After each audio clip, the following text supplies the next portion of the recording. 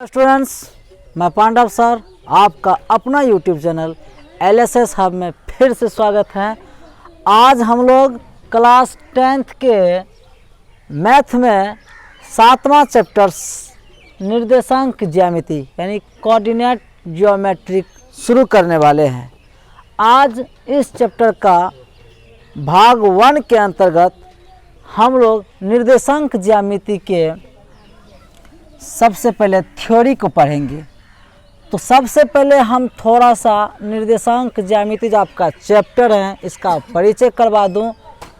इसमें है निर्देशांक और ज्यामिति। निर्देशांक का मतलब होता है इंगित करना, दर्शाना, ठीक है। किसी भी बिंदु को दर्शाना, किसी भी चीज़ को दर्शाना अर्थात निर्देशांक कहलाता है। निर्देशित करना कि कोई चीज़ यहाँ पर है, कोई चीज़ यहाँ पर है, तो मान लो यहाँ पे बोलेंगे तो इसका कोई अर्थ नहीं निकलता है। वहाँ पर है, यहाँ पे हम बोलते हैं यहाँ पे एक बिंदु ए है, यहाँ पे एक बिंदु ए है, यहाँ पे एक बिंदु ए है, यहाँ पे एक बिंदु क्या है, बी है। तो ऐसे करने से नहीं होगा, उसको निर्देशित करना पड़ेगा कहीं किसी पृष्ठ पर। तो यहाँ पे मान लो ए है, यहाँ पे क्या है, बी है। तो ये जो ए और बी मान है, तो ये इस बिंदु को, जो बिंदु दिखता नहीं, याद रखिए बिंदु दिखता नहीं है, रेखा भी दिखता नहीं, क्योंकि रेखा की कोई मोटाई नहीं होती, बिंदु की भी कोई मोटाई चौड़ाई कुछ होता ही नहीं। वो सिर्फ एक कल्पना करने की चीज़ है, सिर्फ कल्पना करते हैं कि यहाँ पे क्या है, बिंदु है।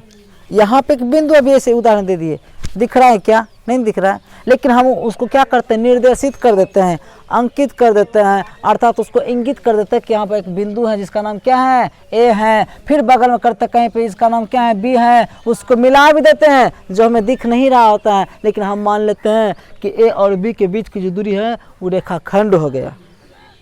बात समझ रहे हैं जी। आज हम लोग इस चैप्टर के अंतर्गत इन्हीं सब चीज़ों को सीखेंगे। तो सबसे पहले निर्देशांक का मतलब आप लोग समझ गए, निर्देशित करना अर्थात इंगित करना, दिखाना, निरूपित करना, ठीक है।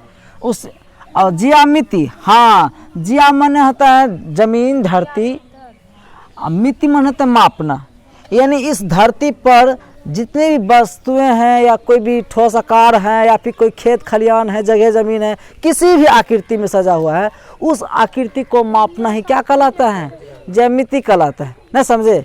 इस धरती पर चाहे वो पहाड़ हो, चाहे वो बड़ा बिल्डिंग हो, मकान हो, टावर हो, ज़मीन का खेत खलियान हो, उन चीज़ों को मापना ही क्या कहलाता है, ज्यामिति कहलाता है। ज्या मीन्स जमीन, मिति मीन्स मापना। जमीन को मापना ही क्या कहलाता है, ज्यामिति कहलाता है।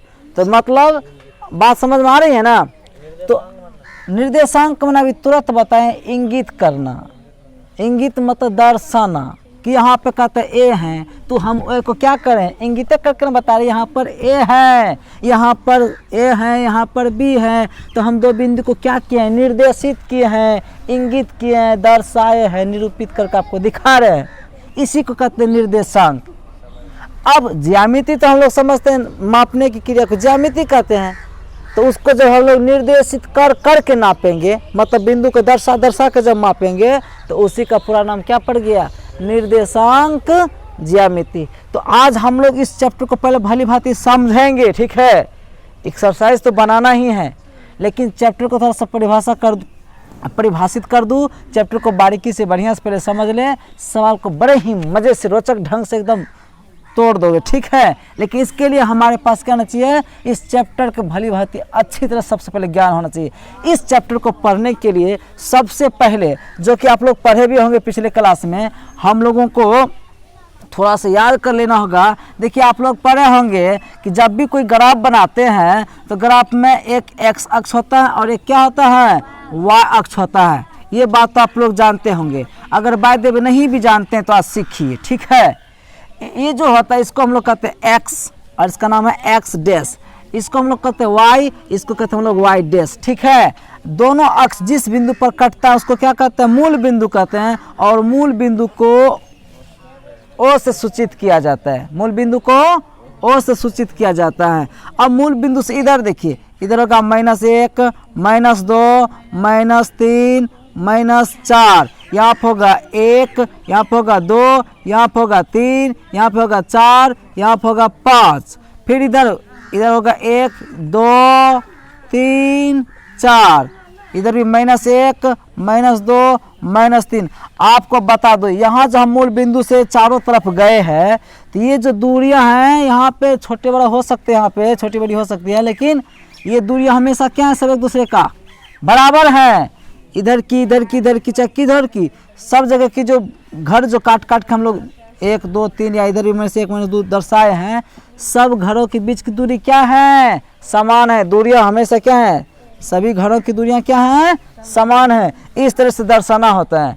अब इधर जो दर्शाए, इधर माइनस में दर्शाते हैं, नीचे में भी इधर माइनस में दर्शाते हैं, या यू के है जिधर डैश लगा हुआ है जी उसको क्या के उधर माइनस में लगाएंगे, जिधर डैश नहीं लगा हुआ उधर प्लस में दर्शाएंगे। ठीक है, अब आपको बता देते हैं, इस रेखा पर देखते हैं दोनों तरफ x है, इसलिए इसका नाम पड़ गया x अक्ष। क्या पड़ गया, x अक्ष। और जिस रेखा पर y नाम रखा हुआ है इसका नाम पड़ गया y अक्ष। बात समझ में आ रही है जी। तो इसको कहते हैं x अक्ष और इसको हम लोग क्या कहते हैं, y अक्ष। अब ध्यान से सुनते जाइए। और x अक्ष y अक्ष जिस बिंदु पर कटता है, जिस बिंदु पर कटता है, एक दूसरे को प्रतिच्छेद करता है, x अक्ष और y अक्ष जिस बिंदु पर प्रतिच्छेद करता है अर्थात कटता है, उसे मूल बिंदु कहते हैं। उसे क्या कहते हैं, मूल बिंदु कहता है। और मूल बिंदु को हम लोग ओ से सूचित करते हैं। ये सारी चीज़ आपको लिखाएंगे भी, ठीक है। और इसके जितने भी चीज़ इस पर हम अभी लिखा पढ़ाएंगे उनका सारे नोट्स पीडीएफ के रूप में आपको मिल जाएंगे। ठीक है, लिखने की कोई झंझट नहीं है। तो आपको अभी देखो एक बार फिर से स्मरण करा दूं, याद दिला दूं। देखो तो जिस पे x लिखा हो उसको क्या बोलेंगे, x अक्ष बोलेंगे। कला से हमने मेरे साथ जुड़े, यहीं पे याद आपको करवा देंगे। देखो यहाँ पे क्या लिखा हुआ है, जिस पे x लिखा हुआ है उसी को क्या कहेंगे, x अक्ष कहेंगे। जिस पे y लिखा हुआ है उसको क्या कहेंगे, y अक्ष कहेंगे। अच्छा एक चीज और, सर ये जो नंबर आप दर्शाए ये क्या ऊपर भी हो सकता है, ये ऊपर नीचे किधरों हो सकता है। ठीक है, हमको ये जो एक यहाँ दिखा, हम जो आपको एक यहाँ दिखा रहे, 2 यहाँ दिखा रहे, या फिर इधर 1 2 दिखा रहे, इधर 1 2 दिखा रहे, वास्तव में ये एक यहाँ नहीं है, कहाँ पर है, यहाँ पर है, रेखा पर है। यहाँ पर है 2, यहाँ पर है 3। तो अब मान लो रेखे पे 2 3 लिख देंगे तो घिचपिट हो जाएगा, अच्छा लगेगा। तो उसको हम लोग बगल में ही दर्शाएंगे साइड करके। बात समझ रहे हैं। अब देखिए इसमें भी जो थ्योरी पढ़ा रहे, थ्योरी का मतलब इस चीज़ को पहले इस फंडा को समझिए, क्योंकि इसी पर पूरा निर्देशांक ज्यामिति बनने वाला है।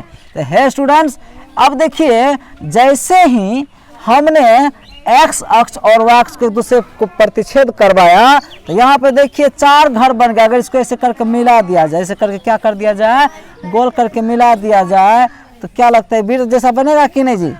अब वृत्त जैसा बनेगा तो 4 टुकड़ा हुआ कि नहीं, देखिए तो एक टुकड़ा, अरे कोना समझते हैं ना, तो 4 टुकड़ा बना कि नहीं, तो 4 टुकड़ा का नाम रखा जाता है। रही बात आपको ध्यान रखना पड़ेगा, गिनती इस यहाँ से किया जाता है। ठीक है, तो यहाँ से क्या कहते हैं, इसको कहते हैं हम लोग प्रथम, क्या कहते हैं, प्रथम चतुर्थांश। क्या बोलते हैं इसको, प्रथम चतुर्थांश। चतुर्थांश का मतलब तो किसी भी गोल हिस्सा का जो चौथा टुकड़ा होता है जी उसको क्या कहते हैं, चतुर्थांश कहते हैं। मान लो वृत्त जैसा था जी, ये मान लो यहाँ पर कोई गोल ऐसा वृत्त, इसको ऐसे से काटिएगा तो 4 टुकड़ा बनेगा। अब ये 4 टुकड़ा, 4 टुकड़ा क्या कहलाएंगे, चतुर्थांश कहलाएंगे। अर्थात हम लोग अपनी भाषा में क्या बोलते हैं, कोना बोलते हैं, है ना। इसको क्या बोलते हैं, कोना। 1 कोना, 2 कोना, 3 कोना, 4 कोना। ऐसे कोई रोटी होता है इसको हम लोग 4 टुकड़ा में बांटते हैं ना, तो हम लोग ग्रामीण क्षेत्र में क्या इसको बोलते हैं, कोना बोलते हैं ना। यही कोना समझ लीजिए इस निर्देशांक ज्यामिति में क्या है, चतुर्थांश है। वास्तव में इसका नाम चतुर्थांश ही होता है। चतुर्थांश का मतलब किसी वृत्त का, जब वृत्त को 4 टुकड़ा बांटते हैं तो एक इस टाइप का आकार आपको दिखेगा, दिखेगा कि 4 गो जी। ये चारों भाग क्या कहलाएंगे, चतुर्थांश कहलाएंगे। थ्योरी पढ़ा रहे, समझो बढ़िया से। ठीक है, बात तो बिल्कुल नहीं करो। कोई भी वृत्त जैसा आकृति है उसको 4 टुकड़ा में बांटेंगे तो 4 टुकड़ा क्या कहलाएगा, चतुर्थांश कहलाएगा। बात समझ में आ गई बढ़िया से। चतुर्थांश को समझ गए ना भली भांति। तो देखिए तो कोई भी गोल आकृति को जब हम लोग क्या करेंगे, मतलब इस तरह 4 भागों में बांटेंगे तब यही चारों भाग क्या कहलाएगा, क्या कहलाएगा? चतुर्थांश कहलाएगा। चतुर्थांश का एक और नाम है, चतुर्थांश का एक और नाम है पाद। ठीक है, आपको याद दिला दो, चतुर्थांश का एक और नाम क्या है? पाद है। इंग्लिश में बात करें तो इसको क्वाड्रेंट कहते हैं, QUADRANT, क्वाड्रेंट। ये हो गया फर्स्ट क्वाड्रेंट, माने प्रथम चतुर्थांश माने पहला। तब होता है द्वितीय, क्या होता है? द्वितीय होता है, द्वितीय चतुर्थांश। क्या जगह? द्वितीय चतुर्थांश। ठीक है, एक इसमें इसका जो नाम रखिए, इसका क्या जगह? तृतीय जगह। क्या जगह? तृतीय चतुर्थांश। बात समझते थे, बढ़िया से दिमाग में बैठाइए।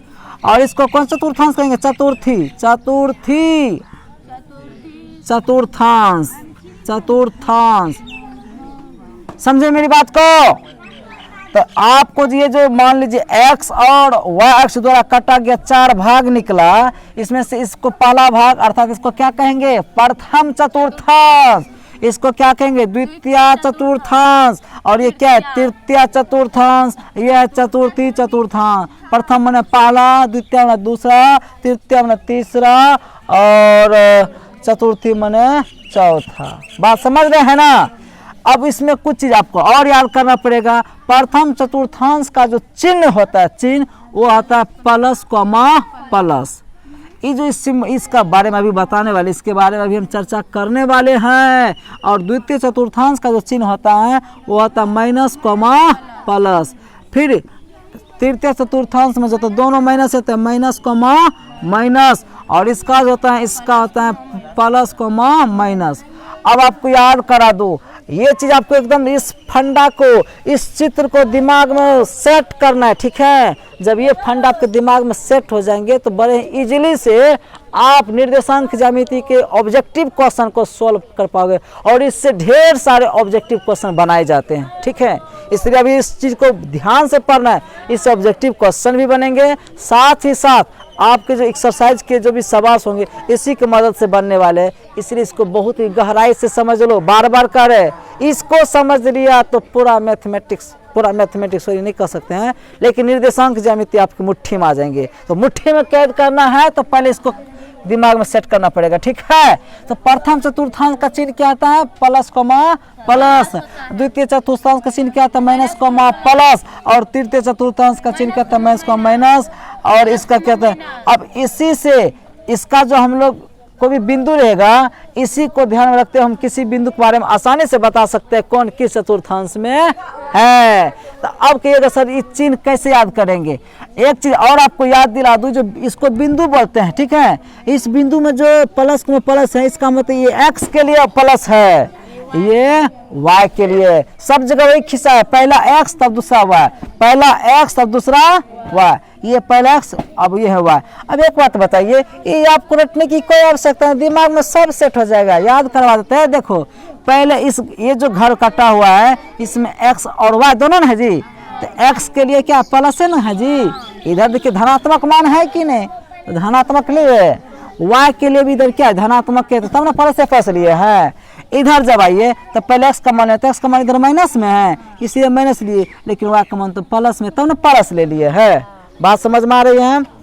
अब देखिए इधर आइए, इधर आने से देखिए क्या होता है? तृतीय चतुर्थांश में x का भी मान माइनस में है और y का भी मान क्या है? माइनस में जा रहा है, इसलिए दोनों क्या हो गया? माइनस हो गया। अब इधर आइए तो इधर में देखते हैं कि x का मान प्लस में है लेकिन y का मान क्या है? माइनस में, इसलिए पहले प्लस तो माइनस। आप ये दिमाग लगा अच्छी तरह से याद कर सकते। नहीं तो ऐसे समझिए, अगर ये दोनों प्लस प्लस, इसके जस्ट अपोजिट कोना साइड में देखिए क्या हो जाएगा? Minus minus. अगर यहाँ माइनस प्लस है, इसके जस्ट अपोजिट साइड क्या आ जाएगा? Plus minus. अरे ढेर सारे तरीके हैं, जैसे आपको समझना है दिमाग में, लेकिन सेट कर लेना है। इस डायग्राम को, इस चित्र को दिमाग में सेट कर लीजिए। बात समझ में आ रही है ना? किसी को कोई दिक्कत? अब यहीं पे समझिए, यहाँ पे x का जो कुछ भी मान आएगा, x का जो कुछ भी मान आएगा उसको हम लोग भुज कहेंगे। क्या कहेंगे? भुज। और किसी बिंदु y का जो मान आएगा उसको क्या कहेंगे? कोटि कहेंगे। क्या कहेंगे उसको? कोटि। बात समझ में आ गई ना? x का जो भी मान है उसको क्या कहेंगे? भुज कहेंगे। y का जो भी मान आएंगे उसको क्या कहेंगे, कोटि कहेंगे। तो आपको दर्शा देते हैं थोड़ा से, देखो x अक्ष पर की जो भी दूरियां होगी ना उसे क्या कहेंगे हम लोग, भुज कहेंगे। क्या कहेंगे उसको, इनके सारे पीडीएफ को नोट्स आपको मिल जाएंगे, आपको सेव केवल यहाँ पे क्या करना है, समझना है। तो x अक्ष पर चाहिए इधर माइनस में, चाहिए प्लस में, x अक्ष पर की जो भी दूरियां होगी यानी x के लिए जो भी मान होंगे उसे क्या कहेंगे हम लोग, भुज कहेंगे, ठीक है। और y अक्ष पर की दूरियों को जो कोटि कहेंगे, y अक्ष पर की दूरी को हम लोग क्या कहेंगे, कोटि कहेंगे। तो याद रखिएगा x अक्ष पर की जो भी दूरियां होगी उसको हम लोग भुज कहते हैं, और y अक्ष पर चाहे किधरों हो, y अक्ष पर जो भी दूरी होगी उसे हम लोग क्या कहेंगे, कोटि कहेंगे। समझ में आ रही है, सब थ्योरी पूछा जाता है। तो यानी कोई बिंदु को मान लो, वो बिंदु हम लिख रहे 3,4, तो इसमें x के लिए 3 है, y के लिए 4 है जी, यानी कि भुज बराबर आपका क्या हो गया, 3 हो गया। अरे भाई इसी को भुज कहते हैं। y के लिए जो मान उसको क्या कहते हम लोग, यानी कि x अक्ष पर जो भी दूरियां होगी उसे भुज कहेंगे, और y अक्ष पर की दूरी को क्या कहेंगे, कोटि कहेंगे। एक बार फिर से फटाफट आपको याद दिला दूं, देखो बोर्ड के सारे नोट्स बना हुआ है। देख, x और y अक्ष जिस बिंदु पर प्रतिच्छेद करता है उसे मूल बिंदु कहते हैं।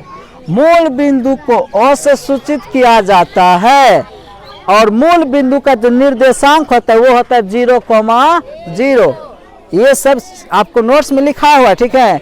मूल बिंदु का निर्देशांक क्या होता है, 0,0। अब आइए, जब x अक्ष और y अक्ष एक दूसरे को प्रतिच्छेद करता है तो वो 4 भागों में क्या होता है, बट जाता है। अब यही चारों भाग क्या कहलाता है, चतुर्थांश कहलाता है, या पाद कहलाता है, क्वाड्रेंट कहलाता है। तो इसको 4 टुकड़ों में बोलते हैं हम लोग। तो एक होता है प्रथम चतुर्थांश, द्वितीय चतुर्थांश, तृतीय चतुर्थांश, चतुर्थी चतुर्थांश। अब इसका जो चिन्ह है आपको ध्यान में रखना है, क्योंकि इससे ढेर सारे ऑब्जेक्टिव क्वेश्चन बनने वाले हैं और सवाल भी इससे बनेंगे, ठीक है। ये हो गया। उसके बाद आपको एक नई चीज की जानकारी और दिया है कि x का जो भी मान होगा उसको भुज कहेंगे, y का जो भी मान होगा उसको क्या कहेंगे, कोटि। तो किसी बिंदु में जो मान लो, कोई बिंदु में जो पहला मान होगा वो x का मान होगा, और दूसरा जो मान होगा वो किसका मान होगा, y का मान होगा। ये x का मान है अर्थात ये भुज कहला गया, जो y का मान है वो क्या कहलाएगा, कोटि कहलाएगा। कोई दिक्कत तो बोलिए। चलिए बात समझ में आ रही यहाँ तक। तो अब इसको हम क्या करते हैं, डिलीट करते हैं और आपको नेक्स्ट चीज पढ़ाने का प्रयास करेंगे। चलिए इसको मिटा देते हैं, किसी को कोई प्रॉब्लम। चलिए बातें नहीं करना है, इस चीज को बारीकी से समझिए, क्योंकि चैप्टर का मूल चीज है। ये छूट गया तो समझिए आपने इस चैप्टर का क्रीम छोड़ दिए, ठीक है, असली चीजें छोड़ दी। तो ये चीज छूटना नहीं चाहिए। देखो अब हम आपको इससे जुड़े कुछ और ऑब्जेक्टिव क्वेश्चन जो बनने वाले होते हैं उस पर चर्चा करने वाले हैं। आपसे पूछ देंगे परीक्षा में कि मूल बिंदु का निर्देशांक होता है, ऑप्शन रहेगा x, 0, y, 0, 0,0 और भी कुछ रहेगा। तो आपको चुनना है 0,0। ऐसे तो सारे चीज लिखा हुआ, लेकिन याद दिला दो आपको, लेकिन x अक्ष क्या चीज, x अक्ष तथा y अक्ष जिस बिंदु पर क्या करता है, जिस बिंदु पर प्रतिच्छेद करता है, प्रतिच्छेद मीन्स काटना, ठीक है, प्रतिच्छेद करता है तो उस बिंदु को क्या कहते हैं, उस बिंदु को मूल बिंदु कहते हैं। उस बिंदु को क्या कहते हैं, मूल बिंदु कहते हैं। और मूल बिंदु को O से सूचित किया जाता है, और O का निर्देशांक होता है 0,0, ठीक है। बात समझ रहे हैं कि नहीं जी। तो ये सब लिखाने की कोई जरूरत नहीं, सारे चीज आपको नोट्स के द्वारा मिल जाएंगे। आपको मूल बिंदु को समझ गए, ठीक है। अब एक चीज और पॉइंट याद रखिएगा। आपने देखा कि वहाँ पर x अक्ष और y अक्ष एक दूसरे को क्या काट रहा था, तो याद रखिए कितना डिग्री पे काटता है, वो हमेशा समकोण पे काटता है, अर्थात 90 डिग्री के कोण पे वो काटते हैं, याद रखिएगा। तो पूछ देगा x अक्ष और y अक्ष एक दूसरे को कितने डिग्री के कोण पे काटते हैं जी, 90 डिग्री कोण पे काटता है, अर्थात एक दूसरे पे लंबवत होती है। लंबवत मतलब 90 डिग्री पे काटना, बात समझ रहे ना। तो x अक्ष y अक्ष के होते हैं समांतर, लंबवत, तिर्यक। तो क्या होता है जी, लंबवत होता है। सब याद रखिएगा। एक्स और वाई अक्ष जिस बिंदु पर प्रतिच्छेद करता है उस बिंदु को कहते हैं, ऑप्शन में रहेगा मूल बिंदु, ठीक है, निर्देशांक बिंदु और वगैरह वगैरह, ठीक है। तो आपको क्या चुनना है, मूल बिंदु। बात समझ में आ रही है सबको।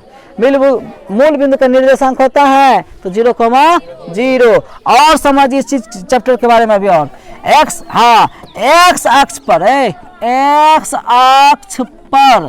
एक्स अक्ष पर की दूरी को क्या कहते हैं, दूरी को हम लोग भुज कहते हैं, क्या कहते हैं। और उसी प्रकार से वाई अक्ष पर की दूरी को क्या कहते हैं हम लोग, दूरी को क्या कहते हैं, कोटि कहते हैं। ये सारी चीज लिखा हुआ है। तो भुज भी समझ गए, कोटि भी समझ गए। अब देखिए एक चीज और समझिए। अब इसमें मान लो ऐसे करके जो हम अभी चित्र में बताए थे आपको, एक्स अक्ष पर कोई बिंदु होगा, अगर एक्स अक्ष पर कोई भी बिंदु होगा तो उस समय एक्स का कुछ न कुछ मान होगा, लेकिन उस समय वाई का मान क्या होगा, 0, तभी तो एक्स अक्ष पर आ गया है।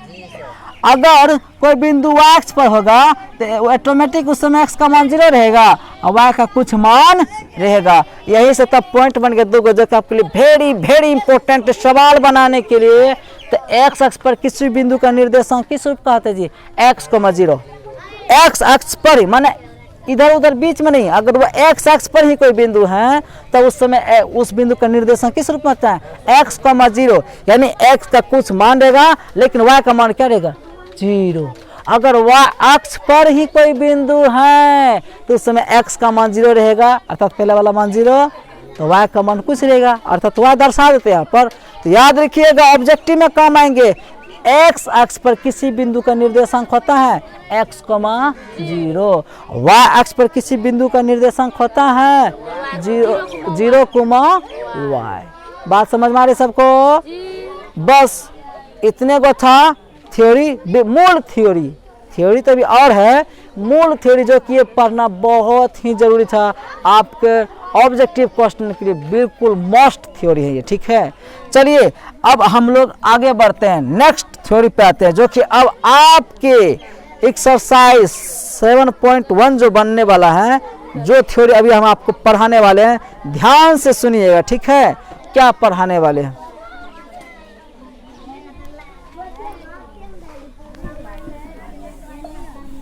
देखिए अभी आपको थ्योरी हम पढ़ाने वाले एकदम, ठीक है, मजा आने वाले हैं, देखते रहिएगा। लेकिन बात उधर से हल्ला रही है, मारेंगे तब कह देते हैं, क्लास को मजाक मत बनाइए। देखो अभी हम क्या शुरू करने वाले हैं, एक थ्योरी और है, ध्यान दो। अगर मान लो एक बिंदु यहाँ पर A है और कहीं पे एक बिंदु B कहीं पर है कि नहीं जी, तो इन दोनों बिंदु को मिलाएंगे तो एक रेखाखंड बनेगा कि नहीं, बोलिए ना। अगर एक कोई बिंदु A है, कोई बिंदु कहीं पे B है, तो दोनों को मिलाएंगे तो एक रेखाखंड बनेगा कि नहीं। अब कोई अगर भाई दोनों जो रेखाखंड एक AB बन गया, जो रेखाखंड एक AB बना उसके बीच की दूरी बताइए, तो कैसे बताइएगा। डायरेक्ट इसके लिए कोई सूत्र है नहीं, तो लेकिन आज हम इसका सूत्र पढ़ाने वाले। मान लो इस, अब कोई बिंदु है तो बिंदु में जानबे करते हैं x का y का मान तो होता ही है।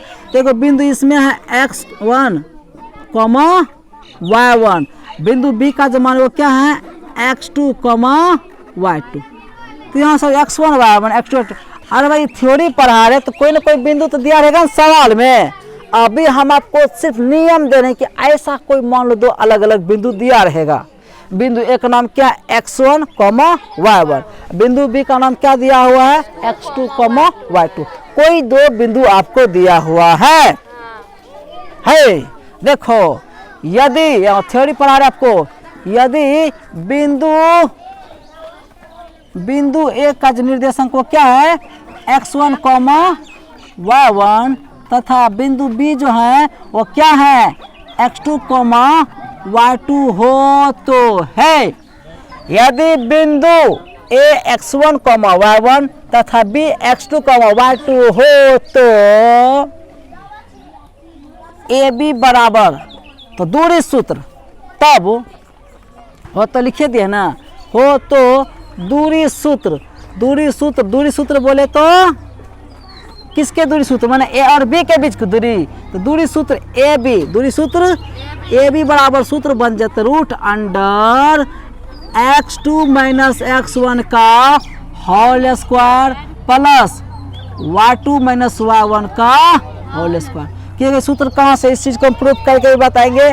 पहले इस पे एक आध सवाल हो जाए, क्योंकि इस चीज़ को हम जब समझ जाएंगे तो इसको जब हम प्रूव करेंगे तो वो बड़े ही आसानी से आप समझ जाओगे। तो देखिए यदि दो बिंदु हमारे पास ए जो दिया है x1, y1 तथा b x2, y2 दिया हुआ हो, तब ए और बी के अर्थात यहाँ भी दर्शाए हैं जी, तो ए और बी के अगर बीच की दूरी निकालना है तो उसके लिए सूत्र होता है root under x2 minus x1 का whole square plus y2 minus y1 का होल स्क्वायर। जहाँ x2 x1 या y2 क्या है, तो बिंदु में आपको दिख रहा है, पहला बिंदु के लिए x1 y1, दूसरा बिंदु के लिए x2 y2। कोई दिक्कत तो बोलिए, कोई दिक्कत, कोई दिक्कत नहीं दिक्कत। तो ये आपका सूत्र गया, एकदम याद कर लेना, ये वाला सूत्र एकदम याद कर लेना। दूरी सूत्र अर्थात ए बराबर सूत्र क्या था, इसको हम पैकिंग कर दे रहे हैं क्योंकि ये सूत्र आपको याद रखना है, ठीक है। दूरी सूत्र ए बी बराबर सूत्र क्या, यहाँ ए बी पी क्यू जो भी नाम रखे वो लिख सकते, उससे कोई दिक्कत नहीं है। तो दूरी सूत्र बराबर क्या होता है root under x2 minus x1 का whole square plus y2 minus y1 का होल स्क्वायर। कोई दिक्कत, ये आपको याद रखना है। अब देखिए एक सूत्र और होता है मूल बिंदु से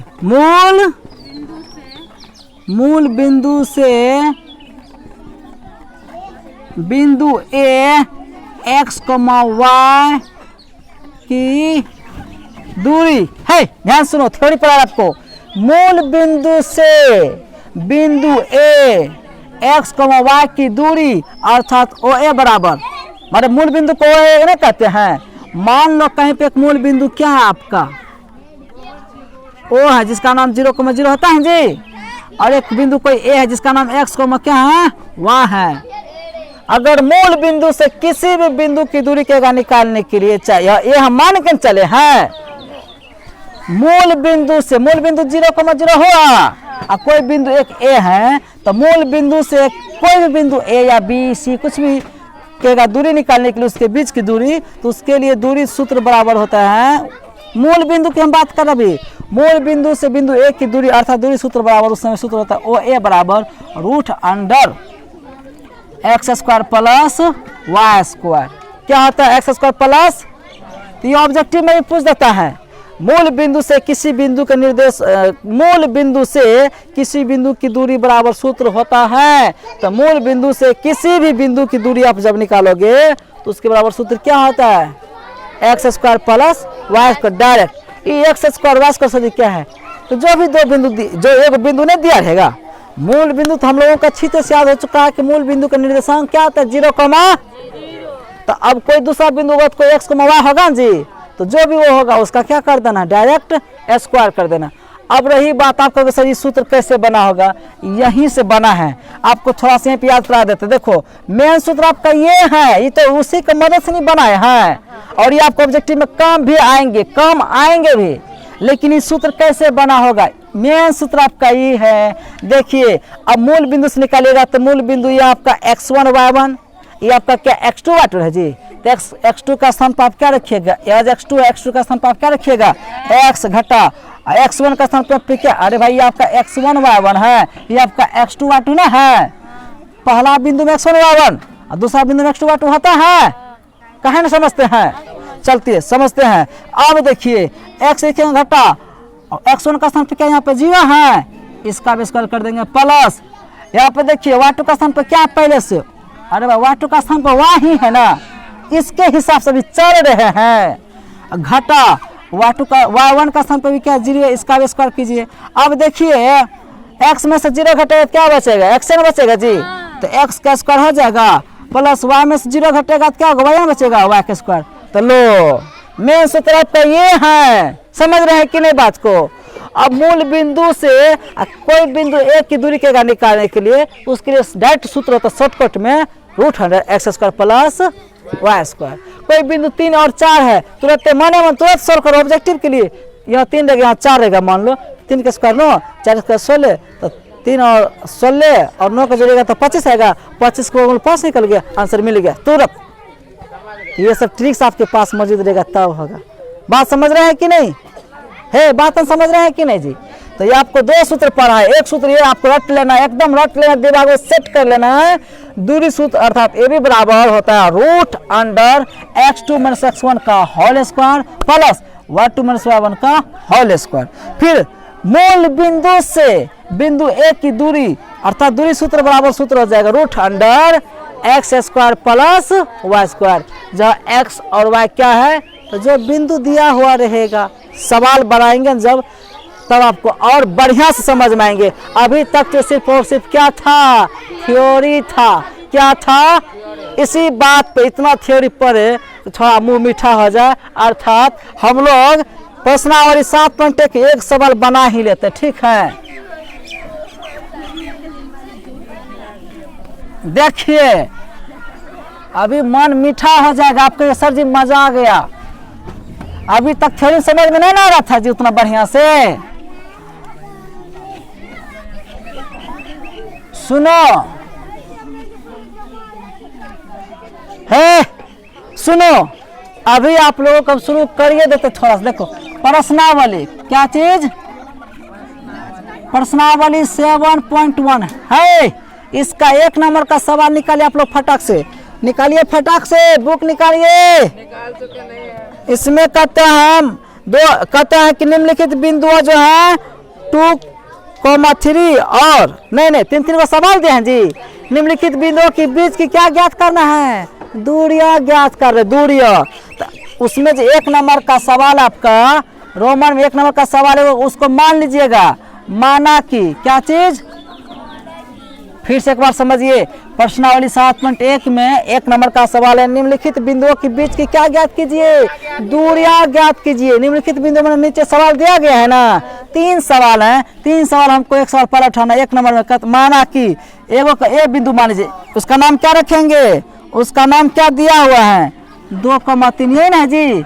एगो बिंदु बी है, उसका नाम क्या रखिएगा आप? 4,1 यही सवाल है आपका। ये जो लिखे इसी में भाई इसको आप x1 कहिएगा, इसको आप क्या कहिएगा? y2 कहिएगा। समझने है तो लिख रहे हैं। इसको आप x2 कहिएगा, इसको आप क्या कहिएगा? y2 कहिएगा। कोई दिक्कत? अब हमको दूरी सूत्र पता है, दूरी नहीं निकालना है। दूरी सूत्र अभी हम आपको कहाँ पे, यहाँ पे सॉरी, यहाँ पे y1 होगा है पहला बिंदु। ये पहला बिंदु है जी। ये फिर से एक बार समझिए बढ़िया से। ये प्रश्नावली 7.1 का पहला सवाल है, कहते हैं निम्नलिखित बिंदुओं के बीच की दूरी ज्ञात कीजिए। तो अब देखिए उसमें पहला सवाल उठा है, 2 को बिंदु इतना और इतना दिया था जी। तो हम एक पहला बिंदु का नाम ए रख दिए और दूसरा बिंदु का नाम क्या रख दिए? बी रख दिए। तो पहला बिंदु में x1 y1 होता है और दूसरा बिंदु में क्या होता है? x2 y2 होता है। अभी थ्योरी नहीं पढ़ा रहे थे। तो दूरी सूत्र अर्थात ए बी बराबर सूत्र होता है रूट अंडर, याद नहीं है तो कोई बात नहीं, अभी याद लिख कर लेना, x2 - x1 का होल स्क्वायर। यही लिखाए थे, बोलो बोलो, ये लिखाए थे। एवं प्लस y2 का मान यहाँ पे क्या है? 1 है। माइनस सूत्र पहले लिखिए ना, y2 - y1 का क्या करेंगे? होल स्क्वायर करेंगे। ये तो मैंने अभी सूत्र लिखा है, अब मान रखते जाइए रूट अंडर है। x2 का मान क्या हिसाब से तोड़ के देखिए, x2 का स्थान पे कौन है जी? 4 है। माइनस x1 अब यहाँ है सूत्र में, तो x1 का स्थान पे देखिए क्या है? 2 है। इस पूरे को घेर के जैसे जैसे कैसे मान रख रहे हैं, बीच में प्लस है अभी प्लस लिख दो। फिर अब यहाँ पे y2 है, y2 का मान हिसाब से क्या 1 है। माइनस तो माइनस लिखिए, सूत्र का ही माइनस है। y1 का मान हिसाब से दौड़ कर देखिए कितना है? 3 है। यहाँ पे 3, इसका बेस करते तो हम बेस कर देंगे। देखते जाइए 4 में से 2 जाएगा 2 बचेगा, 2 का स्क्वायर प्लस 1 में से 3 जगह घटेगा, उल्टा घटेगा तो -2 बचेगा जी। अरे भाई साहब 1 में से -3 घटेगा तो -2 बचेगा। अब देखिए 2 का स्क्वायर 2 दूनी 4, माइनस रहे कि प्लस में रहे। जब पावर सम संख्या होता है तो माइनस वाला भी क्या हो जाता है? प्लस से हो जाता है। तो यहाँ पे पावर सम संख्या है ना, तो 2 का स्क्वायर 2 दूनी 4 ही होगा, ये भी प्लस एम हो जाएगा। कहा कि पावर क्या सम संख्या है ना। अब देखिए विषम संख्या रहेगा तो माइनस में आएगा, लेकिन आपको तो पता है इसमें तो हमेशा समय रहेगा। आइए तो 4 मिलकर कितना 8 हो गया, और 8 का जब आप वर्गमूल निकालोगे, वर्गमूल तो निकलता है 2√2। ये हो गया आपका आंसर। कोई दिक्कत तो बोलिए, क्या समझ में आया? और इससे एक ऑब्जेक्टिव क्वेश्चन तो निश्चित बोर्ड में रहेंगे ही। तो बोलिए इस बात पर बोले श्यामला रामचंद्र की। तो चलिए नेक्स्ट दिन मिलते हैं नेक्स्ट टॉपिक के साथ। तब तक के लिए अपना ख्याल रखिए, धन्यवाद। बोल नहीं होना आता है।